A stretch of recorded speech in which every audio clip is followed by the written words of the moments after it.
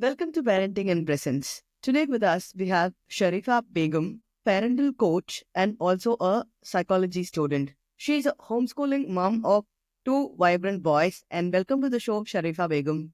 Thank you, Kritika, for inviting me for this show. Nice to be here. Thank you, Sharifa. Can you please introduce yourself to our audience? I am Sharifa, mom of two boys, 8 years and 6 years. Basically, engineering background. And as a course of time after my child's birth, I got interested in learning everything that is suiting their growth and development. In that course, I have studied, got to know about Waldorf, and developed this as a way of life itself. And then there was a need of knowing how the child's brain is working. So I did my child psychology diploma. Then in this due course, I got chance to help few other parents. That's how my journey is going on. And now I have into doing a special education also. Thank you, Sharifa, for sharing about you. It would be wonderful if you could share about your journey of homeschooling your children. Homeschooling my kids started. My elder one was in like 1 year, 1.5 years, something like that. One thing, myself and my husband decided not to send him for the kindergarten stage. We let us not put him in the kindergarten stage. By then, we didn't have a exact idea of being doing homeschooling or something like that. But only one thing we decided is not let him have the childhood for the extended time that than the norms that is followed in our society. This is the only one thing we decided. By then, we had our second child also. He was 2.5 years, something like that. Seeing other his peers going to play school and preschool, something, he asked us to enroll in a school. So we don't want to kill that curiosity also, and don't want to give him any negative impact about the school. For that purpose, we search for the alternate space that is available at our place. Luckily, we got to know about the Waldorf school. We enrolled him in the Waldorf school. That was a beautiful journey. Why we enrolled, it's another big story. For the school was only because the school doesn't encourage any junk in the as a snack. They have only fruits as snack. Owing to the all the background things, talks that I have heard over the 2.5 years time in the name of giving them healthy foods and everything. That was a very big thing. And I find that space as a group of children being in a home doing all the activities together when I was sitting there for the observation. This is the only thing we got to know about Waldorf. Then after that, COVID happened. Luckily, nobody inquired about schooling or anything. Then what happened is he's going to cross 6 years. By that period, during COVID, I really got to know about the philosophy. I got into training, attended training sessions for that. With that, I got convinced that this is Waldorf is the pedagogy that I am looking for. That is what is syncing with us. So with that, we from then our journey started with Waldorf actually during COVID. Then everything, all the activities we formed around it, being in a joint family setup, all the routines, sleep routine, food routine, everything we set up. And now till he's in grade 2, just before 2 months, we have enrolled him in a mother tongue medium school. He's going to the school as of now. And the younger one is still in homeschool stage. This is mini journey. That's wonderful, Sharifa. You just told one interesting point that you and your family were able to identify Waldorf as your philosophy. So, can you share more light on that so it would help other parents to have or other parents to find some cues on what suits for them and what doesn't suit for them? I'd love to because everybody finds some connection with Waldorf in their own way. Okay, it's like only not only the particular point will bring a spark in you. Here, what sparked in me is my spiritual connection. There in Islam, Prophet Nabi Sallallahu Alaihi Wasallam asked the kid to pray when he is 7. when he turns 7, involved of after the fall of tooth, around the age of 7 only, the abstract knowledge of giving the alphabets is getting started. Whatever the intellectual thing is getting started. And then there comes an age of 9 years involved of which we call as the preteen crisis or a Rubicon crisis period. There something is there, realization is happening within the child that there is some individuality is there, but they are not going to realize it under. That is the time that there is an incision of at by the age of 10, you have to insist them to pray. It is not teaching or asking them to pray. You have to insist them. If they have not cultivated the habit for the over the period of 3 years, or 7, 8, and 9, if they have not cultivated over the 3 years, you have to insist them to pray after the 9-year cross. Okay, there and after by puberty, exactly by puberty, Steiner says the ego body bonds. They get to know about their individuality. They work on their individuality. Here, after puberty, you are accountable. You are no more a child. You are an adult. For whatever action you are doing, you are accountable. If till puberty, you are not accountable for your prayer, you have to pray. This is a formation of habit. But the day you attained your puberty, you are accountable for your action. And if you are not praying, you are accountable for this. Other rewards and sins and everything is marked on you. This, when I was able to connect this, I found that this is something speaking truth. This is speaking very basic, fundamental truth in human's life. This is what connected me to the world of. Then comes other things, the beautification of the how the day is formed, how the rhythm is given importance, how health is given preference at the age of 0 to 7. The physical development is not only seen as a physical development, but it is seen as the base foundation for the health at the very latest stage of life, which is overlooked always. Always the 0 to 7 stage, the nutritional part, everybody will be care to give the children the food. They will not let the children to be hungry and all. But being mindful about what they are eating, that part goes missing at many places. But here, the special instruction is there to be mindful about the food that is given. Nourishment is a very crucial part in giving them the physical development. And this is the one thing that attracted me so much. I've already said no. Why I have marked the tick for the school 2 months that he has gone. That's the same thing. So already me being mindful about the nourishment that I'm giving to them, I was able to connect even more. I find it as a holistically, it is addressing the physical and emotional and spiritual well-being of a child. Is to say a little humans.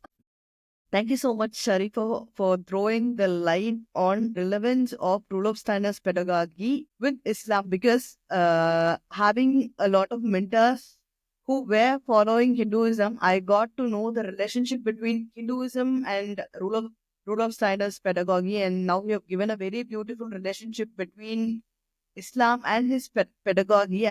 What to say one thing? To say this, I don't say that everything is getting aligned.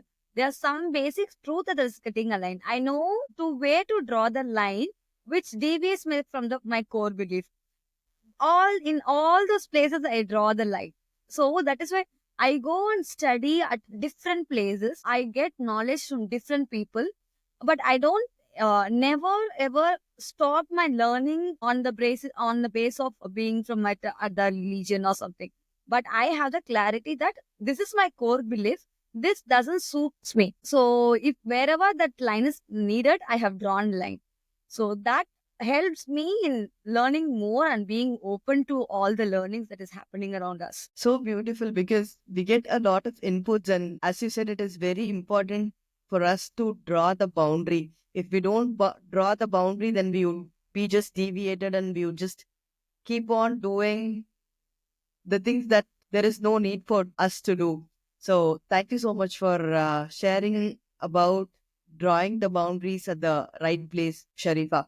Now, I would like you to explain more about how your routine or rhythm in your homeschooling journey, and how hard and easy was it for you to create that routine and rhythm within your children. Regarding I'll start the sleep routine. Okay, sleep routine was like from the day my elder one has born, I have never made them to sleep very late. Our time was like we by 9 o'clock I will take them to the room. I'll take them to the dark space and I'll make them I they will sleep.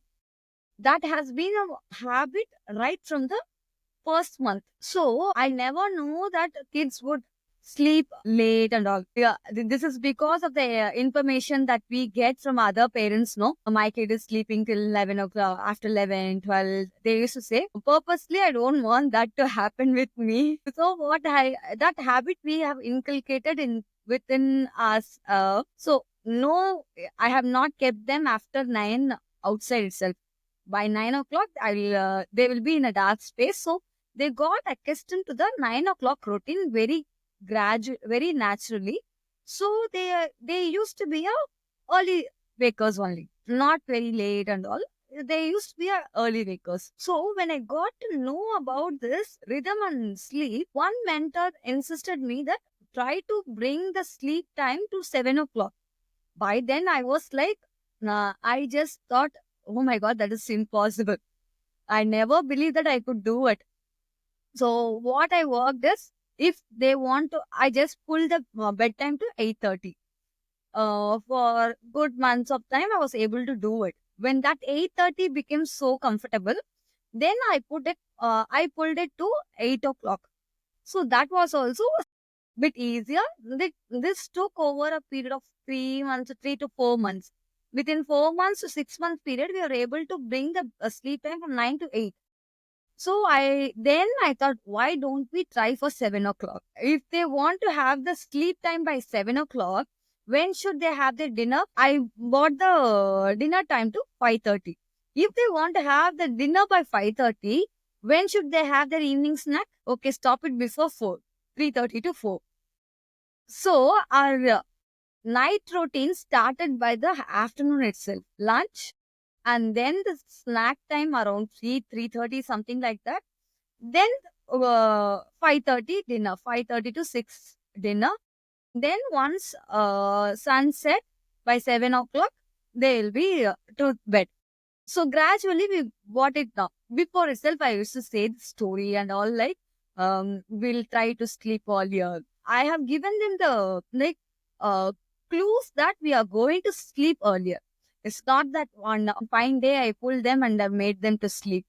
Uh, Before 1 week itself, I have prepared them by saying, but not exactly saying the stories, but Waldorf makes this transition very easy through stories.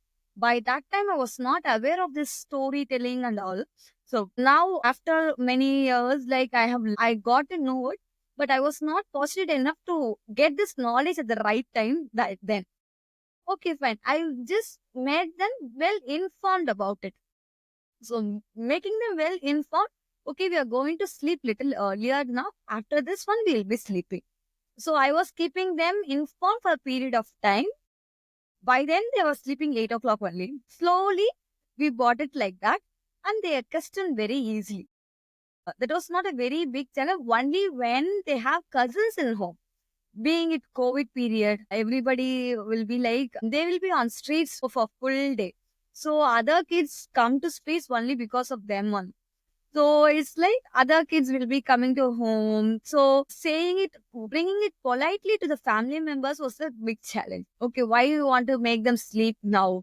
All these things will be there, no? So uh, we have to let them be with their cousins at times. Okay, today they'll come and ask Mama, today alone, please, till 8 o'clock, till they go, let us be there. Okay, fine, today you can be. So being flexible also made the journey quite possible. That's wonderful. So, from the time they wake up until their evening snack, how does the day go? My kids are like, they are very early wakers from the earliest time itself. But since I have pulled the sleep time to 7 o'clock, they are still confirmed early wakers. It's like They get up, especially my younger one, get up even before me. And he's the person who used to wake me up, Mama, it's hungry, get up. Something like that. So, and usually we used to get up by around 5:30 and 6 for our morning prayer. After Fajr prayer, we used to read Quran. I used to sit with the kids for memorization. It's not, after hearing memorization, people should not think that we do a whole page, something like that. No, one verse per day.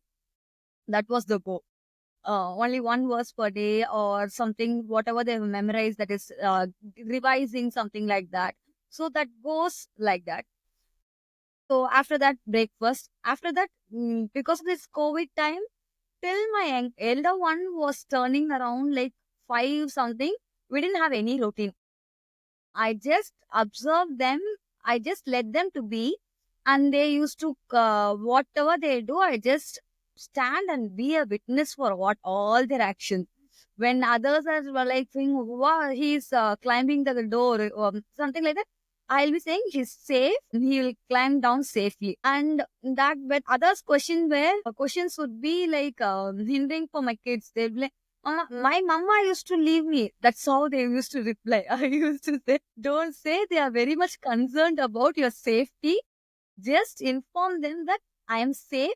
I'll get down safely. I'm sitting here safely only. Just say them that. It is not that my mama is allowing, you are not allowing. So this is how they used to say. So all these things, that managing part only was happening till my elder one was turning 5. When he's around 5 one day, I had the realization he needs some at least little structure into the day. Otherwise, he will find all of the sudden if we go and make him sit at 7 years and ask him to do something structure work, we are without any structure. If you want to make them come into a structure suddenly, it will be like different. So again, I prepared them by saying that we are going to have school in home itself. Slowly, I prepared them. Still, COVID period was going on. It was not completely out of COVID. Some kids were going to school. I don't remember exactly what other kids were doing. But I said that, no. Other kids started go to school. So, as they are going to school, we will have some school at home itself. Something like that they started. Okay, they also got curious. Oh, we are going to have school. Okay, fine. I set up the shelf and everything and allocated this. Luckily, we got an opportunity to have a separate room for it also. So that room was considered for a school room. So in that we have set up everything and used to got into the morning circle and activity, weekly activity rhythm. Slowly at the age of 5.5, something like that, we started. So that is how our kindergarten journey started. That will not be very structured one as in World of School, but a primitive one. They started doing the handworks. They struggled. When they saw the result, they were very happy. When they saw the simple magic knot yarns turning into a piece of cloth, they were happy. When that piece of cloth turned into a purse, they were like, I did it. I did it. Now I'm using it. Mama, I will not give you this purse. Mama, I will not give brother this purse because he is taking the string out. I don't want that to happen. He still did. He's cherishing it. By the age of 5 something, he did it. Still did. He's cherishing it. That's one beautiful thing that happened. We did whenever. And being in homeschooling and being in a place where in-laws place and the other place will be nearby mom's place is there. So it's like we'll not have a consistency. That was the challenge we faced. We didn't have consistency. Like off and off, we'll have a break. After the break, to get back to the routine was very difficult. Be it my health or this kids' mood and everything was like playing. Then slowly we'll pull up. But overall, if you see for the year, we must have done quite good work that kept myself safe. That's so beautiful, and I could resonate a lot with you because my kids sleep around 5:30, 5:45. They hit the bed and they wake up at 4:30, and they're like, "Mom, are you going to wake up? It's already 4:30."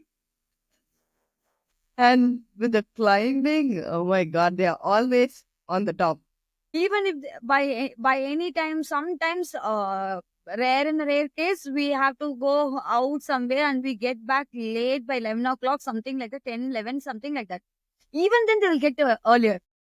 True. How much late the maximum for my kids would be like 7 p.m. because we are very particular about the sleep cycle. So the worst would be 7 p.m. for them to sleep, and they'll be wake up 4:30 sharp. And I think that is so beautiful because the body does everything to them, and it's very important for us as parents to respect it. If we are going to sit late in the night and work, and if we are waking up late and we are asking them to wake up late, I don't think we are doing justice to our children's body cycle. And as you said, climbing, my husband always used to say this: we should have a house where kids are able to access everything. Anything that is inside the house, it should be safe for everybody living inside the house, and then there is no worry about climbing or anything. And the same thing happens. My mother gives me permission to climb. My father gives me permission to climb. Why are you not letting us climb? We have all these things, and we also say the same thing as you said. Just don't tell like that. Just politely tell that I am safe here, so people know that you are safe and they're not afraid. And yeah, we have this same thing happening whenever we come to India. So I just could resonate a lot. I would say people only one thing. That we worry about their safety. They worry about safety so much. They will not take a step unless until they feel that is safe and they are confident about it. Only when they are confident and they feel safe, they will take the step. Otherwise, they will not do. Even if you push, we used to see in parks and all. The parents will be asking, climb up, climb up, climb up. They will not even do. Especially this happened with my younger one. He took a lot of time to like he'll not climb the what slide from the staircase. He'll be like very much he will resist. I'll not insist him. Just I'll just whatever you want to do, you do it. Slowly he started from the sliding. He crawled up to the slide and he reached the top and he found some tactics to slow down his slide. So once he got confident, the way he climbs and get down is like, wow, is this the boy who was very timid before? And the same thing goes with the water. He never enters water. By seeing the water there, sir, he'll clench me and say, Mama, I don't want water. Okay, no problem. You don't want water, you just be there. Just let us go and enjoy. Now, if we take him to beach, he'll go to the middle of the sea. We have to say, don't go too much. Always not that comfortness when they get the confidence they'll just we cannot win just we can overview them and just enjoy their actions. Yes, I completely agree with you. We just have to be the witness because, as you said, unless until they don't get satisfied, you cannot make them do anything. To be continued in the next part.